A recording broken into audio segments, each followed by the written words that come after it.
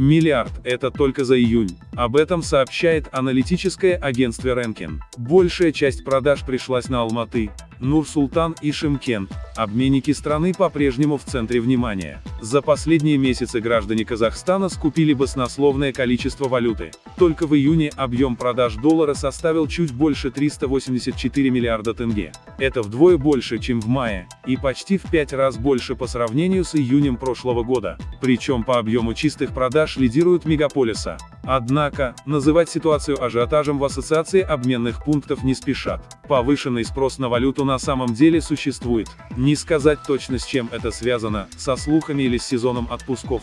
Но такое имеет место быть. Мы все обменные пункты обеспечиваем валютой. Дефицита с тенге нет, работа в обычном режиме продолжается, информирует президент Ассоциации обменных пунктов Арчин Галимбаев. Массовым интересом к валюте обеспокоены экономисты. На курс доллара по отношению к тенге, по словам Марата Кайрленова, влияют внутренние факторы и внешние. А конкретно, цены на нефть и курс рубля. У нас 43% в долларах, депозиты физических лиц, ставка по ним 1%, инфляция в США минус 2%, то есть они под отрицательные процентные ставки попадают. Исходя из текущих процентных ставок, я бы рекомендовал, наверное, на ценные бумаги больше смотреть. Акции – более привлекательный актив, считает экономист Марат Кайрленов. Мнения опрошенных граждан Казахстана разделились. Одни предпочитают держать деньги в долларах, другие отдают предпочтение тенге, а кто-то даже золоту. Мировые цены на него достигли шестилетнего максимума.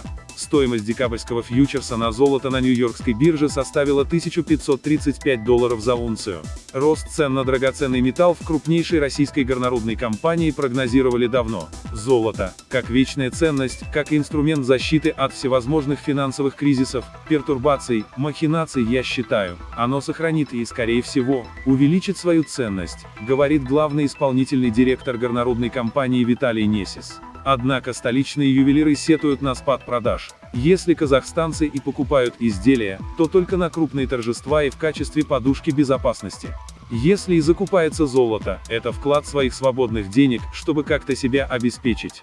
Колебания курсов отражаются на цене изделия и потом получается нерентабельно. Люди покупают, но не с тем энтузиазмом, что раньше, рассказывает финансовый директор ювелирного дома Венера Абдусаламова. Официальный курс доллара США в Казахстане с начала года растет в среднем на 0,2%. В начале августа в обменных пунктах страны курс превысил 390 тенге за доллар. И все же экономисты не считают ситуацию угрожающей и рекомендуют гражданам не заниматься валютными спекуляциями.